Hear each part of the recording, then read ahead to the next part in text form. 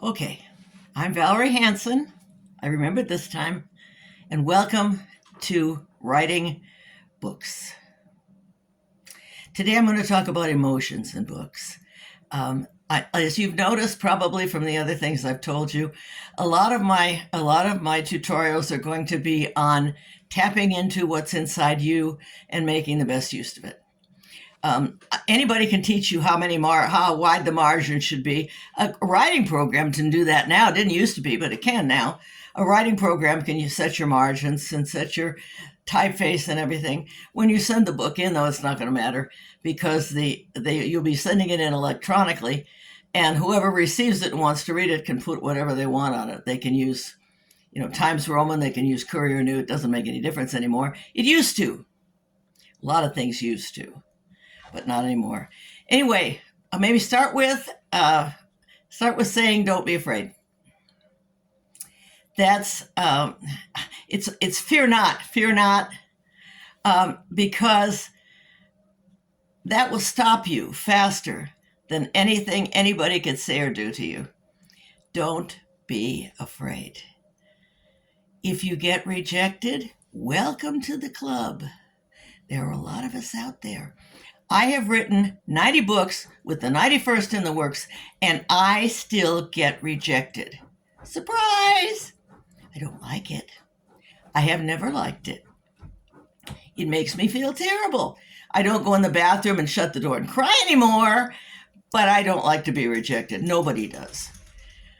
One of the things you can do to help yourself is to allow your mind to tap into past experiences, so that the emotion that you feel when you're writing a scene transfers to the page. That's not always easy. Sometimes you think, "Oh, I shouldn't say that." Well, you can go back and change it. If it comes to you and it flows through your fingers onto the keyboard, and I write into the computer, but that's up to you. I used to write in longhand on a legal pad and type it in, but that's another story.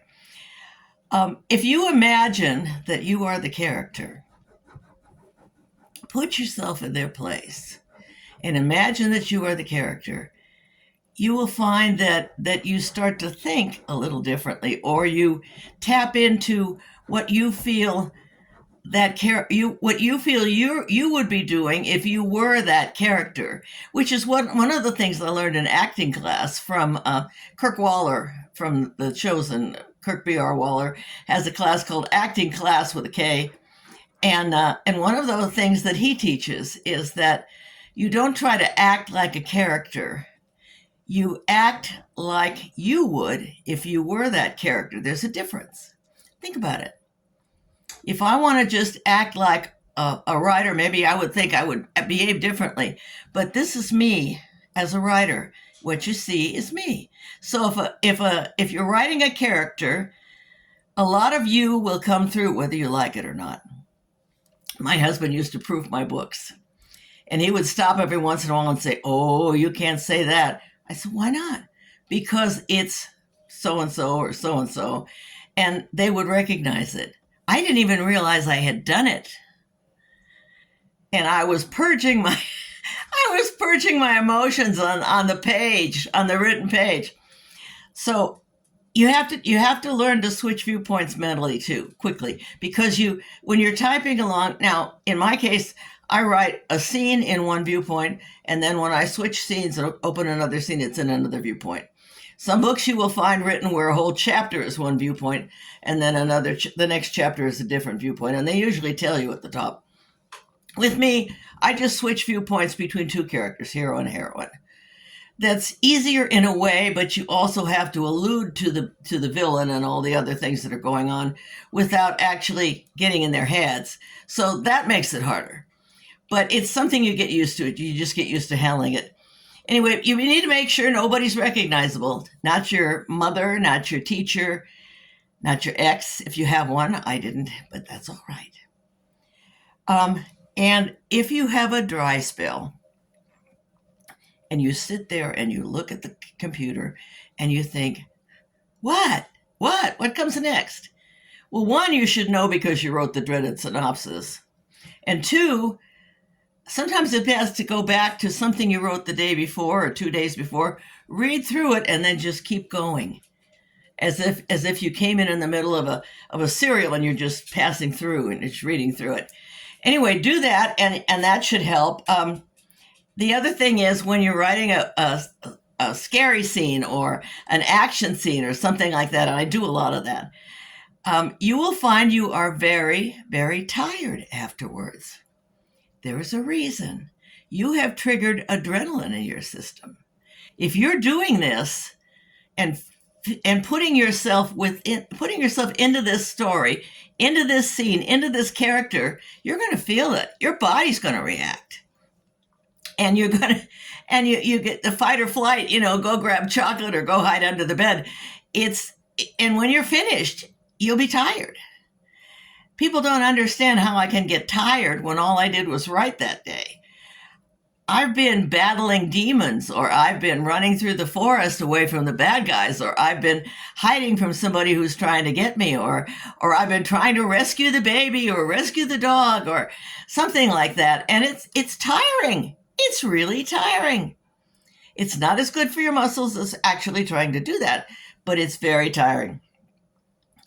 If you're not sure what to do with with the book, and you have this manuscript in front of you and you're looking at it and you think, now what? Now what? Let it rest. Put it aside. Let it rest. Don't be. I actually put it in a separate file because I don't want to be tempted to go back to it easily. If I leave it open on my computer, I'm back there all the time. It's just like reading a book and wanting to know what happens next. Even though you know basically what happens next, there's something about writing a scene like that that makes you want to go back and see what happens next. And sometimes that's right. Sometimes that's what you should do. At least you won't be. At least you won't be out of things to say if you're so eager to get back to it. I have actually sat up at night and written. I don't do that often, but every once in a while a book will grab me, and I just cannot let it go. And that's a good sign. That's a very good sign. Now there's nothing wrong. There's one more thing, and it's on my list right here. Don't worry about starting over. Don't let that stop you. Don't get rid of what you wrote, because you may find out it's better than you think it is. If you look at it, you think, "Ooh, why did I write that?" Keep it, because you may be surprised. Put it in a new folder. Put it in a new file. I date the files. Every day when I open a book, when I open a manuscript file, I put a new date on the name of the file. So suppose I say Undercover Escape, and then I'll date it to when I'm working on it. And the next time I open it, same Undercover Escape, new date. Which, by the way, is a book I love. I wrote that one a couple of years ago, I think, about a year ago. And it has a dog in it, of course it does. Anyway, that's it for emotions as far as I can take it, with just me telling you. You have to reach in. You have to be willing, and don't lose yourself in there. Remember, this is fiction. You can close the book and walk away. You don't have to stay immersed in somebody else's fictional problems. Life is good. Enjoy it. And while you're at it, write about it. God bless. Bye-bye.